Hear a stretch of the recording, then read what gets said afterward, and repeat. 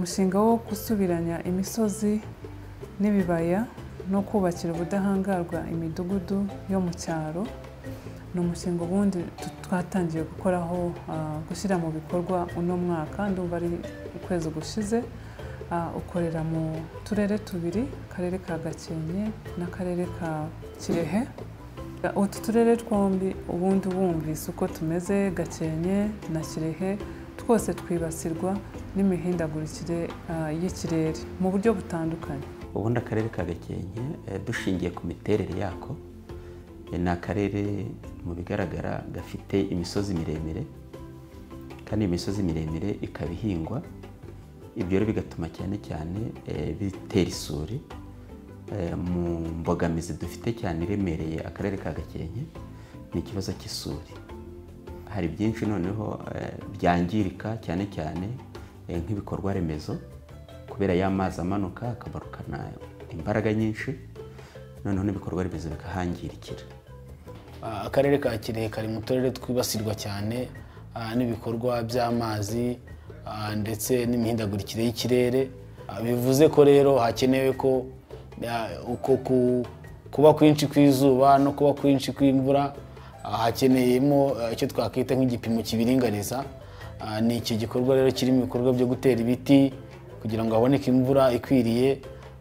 Ni ibyo bikorwa byo kubungabunga imidugudu isanzwe ihari kugira ngo imidugudu nayo ibungabunga ikirere, ari uburyo bwo gufata amazi. Iyo umushinga nawakiye neza cyane uje kumfashiriza abaturage kurwanya isuri. Ikindi twishimiye kutuvugururira amashyamba. Iyo imvura yabaye nyinshi tugira isuri. Iyo imvura yabaye nyinshi tugira abaturage bamwe bahura n'ibiza bagasenyerwa bakubaka bitunguranye. Twiteguye ko nta biza tuzongera kugira. Imvura igira gucya ikarwa ugasanga imisozi yatengutse yagiye, bityo ubutaka bukagenda buducika bugenda. Kandi iyo ibyo byabaye habaho n'impanuka ugasanga abantu bapfuye kubera iyo misozi itarwanijeho isuri. Umushinga rero kuba uje mu karere ka Gakenke uje kuba igisubizo ku bibazo nk'ibyo byari bibangamiye akarere, cyane cyane ku mirenge ibiri uwo mushinga uzakoreramo, waba umurenge wa Muzo n'umurenge wa Muyongwe. Turebye nk'umwaka wa 2016 umwaka wa 2020 twahuye n'ibiza bikomeye cyane cyane kandi byibasira iyo mirenge mvuze, kuko nka 2016 twabuze abantu 34 bikomotse ku biza. 2020 twabuze mu ijoro rimwe abantu 23, kandi ugasanga umurenge wa Muzo warahazahariye cyane kuko ariwo wabuze abantu benshi. Nk'ubu ngubu tugeze mu gihe cy'ihinga, utundi turere twatangiye guhinga ariko Kirehe ntituratangira kuko imvura ikiri nkeya. Icyambere urubyiruko ruzabonamo akazi, nirubonamo akazi babasha gukora indi mishinga, izindi business zababyarira inyungu.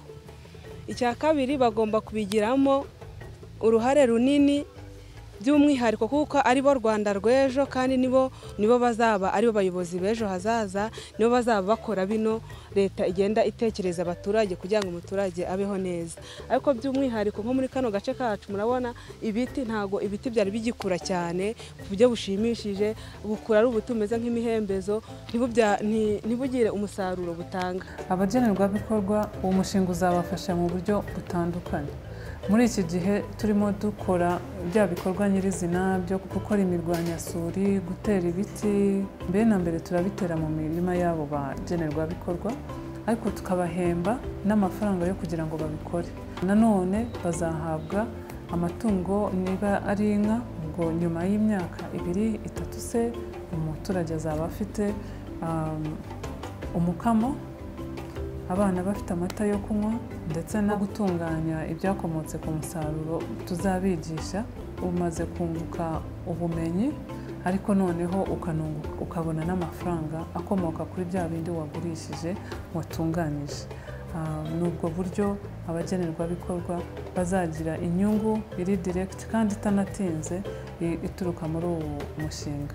Ni byiza rero ko uyu mushinga ugiye kudufasha muri ubwo buryo bwo kuturwaniriza isuri.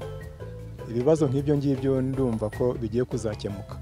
Hanyuma mu gihe ibintu bizaba bimaze kugera ku musozo, igikwiye gukurikiraho ni ukubungabunga ayo mashyamba n'ibindi bikorwa byose bizaba byakozwe, tugafataniriza hamwe kubibungabunga kugira ngo bigire umutekano kandi bibashe gukomeza kuzamuka bitera imbere. Urubyiruko rwacu uyu mushinga ni nk'aho ugiye kururaga ahantu heza, n'ikintu kizabagira akamaro n'abazarukomokaho. Nabashishikariza kugira ngo bitabire uyu mushinga, kujya kwakamo akazi bibonemo kandi babone yuko ari bo ufitiye akamaro cyane cyane kurusha n'abantu barimo gusaza.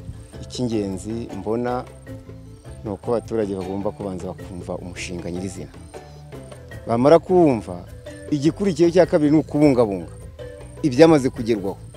Niba ari ibiti byatewe tukamenya ko tugomba kubungabunga icyo giti kugira ngo kitagira gute kitongera kwangirika.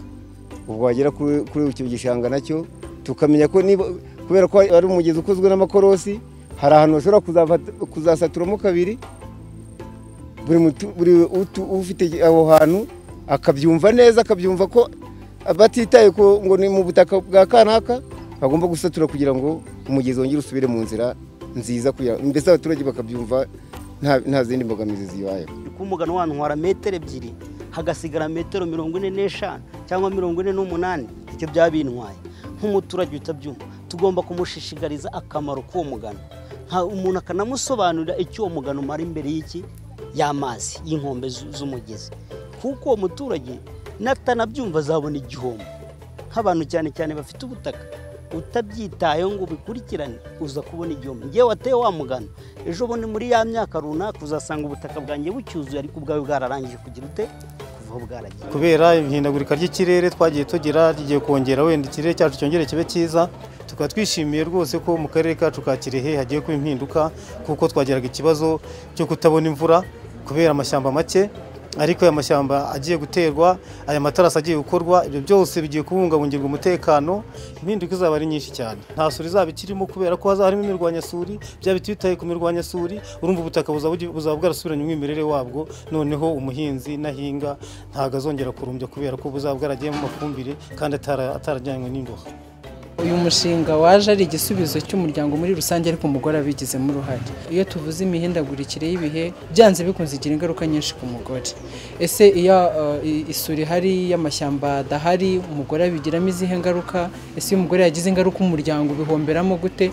Ibyo byose rero kuba uyu munsi, icyambere cyo dufite amahirwe y'uko mugiye gutanga akazi ku bantu benshi, kandi dufite umubare w'abagore badafite ubushobozi, kandi bwa bukene mu muryango nazo ni intandaro zo kuzana amakimbirane mu miryango. Abagore bagiye kuhungukira kubera ko bagiye kubonamo akazi, hanyuma bibafashe mu iterambere ry'imibereho n'ubukungu muri rusange. Muri iyi myaka tugiye kumarana dukorana na 6, ikirere cya Kirehe kizaba kimaze gufata icyo abantu bakunda kwita ngo ni ritme cyangwa se injyana ya nyayo, mu kugira ngo tubone imvura ihagije, ariko n'izuba niriva bigiye kutugiraho ingaruka. Tukaba dutegereje igisubizo.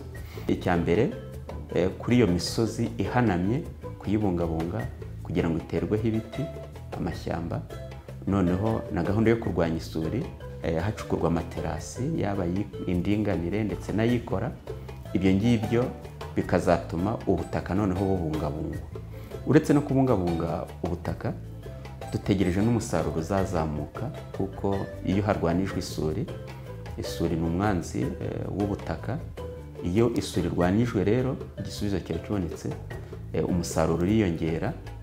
Noneho ngira ngo n'ibindi bikorwa remezo noneho byangirikaga kubera amazi amanuka ari menshi, icyo gihe nahagarikwa, nabyo bikorwa remezo bizabungwabungwa, birimo noneho cyane cyane nk'imigezi ihegereye, nko mu murenge wa Muyongwe hari umugezi wa Cyacika ugenda ufata intera ndende kubera amazi amanuka ari menshi, ariko numara kubungwabungwa ugaterwaho imigano n'ibindi biti cyangwa ibyatsi bifata amazi, ubwo abaturage bazaba babonye igisubizo kuko imirima yabo itazongera kugenda. Nyuma y'imyaka 6 ahantu hatewe ibiti bimaze kurenga metero 3 mu myaka 6, ubwo nawe urumva ahantu hasaga nk'ubutayu, bikamfate wenda nka Kirehe kuko niho uhita ubibona neza, cyane cyane mu zuba bizaba bitagisa gutyo. Ahantu hamanukaga isuri ikabije bizaba bitagihari kuko ya materasi azaba yafashe, ibyatsi twahateye bizaba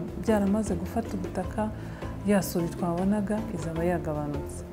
Ahantu twabonaga ibikorwa remezo bitwarwa cyangwa se ingo z'abantu, ibyo ntabwo tuzaba tukibibona kuko abantu bazaba batuzwe neza muri wa mudugudu. Abayobozi b'uturere n'imirenge n'utugari aho iyo mirimo ikorerwa, icyo tubasaba ni ugukurikirana, ni ukumenya niba hari rwiyemezamirimo waje kuhakorera. Urugero ashobora kuba yaje mu gahunda yo gutera ibiti, yabiteye koko, yabikurikiranye, cyangwa mbikiyeho hari umuntu wabiragiye ihene, inka se, singire icyo mbikoraho. Twese twakoze ibyo tugomba gukora, icyo Rema igomba gukora ikagikora, icyo abayobozi ku nzego z'ibanze bagomba gukora bakagikora, n'abagenerwabikorwa. Ya myaka 6 izarangira impinduka igaragara.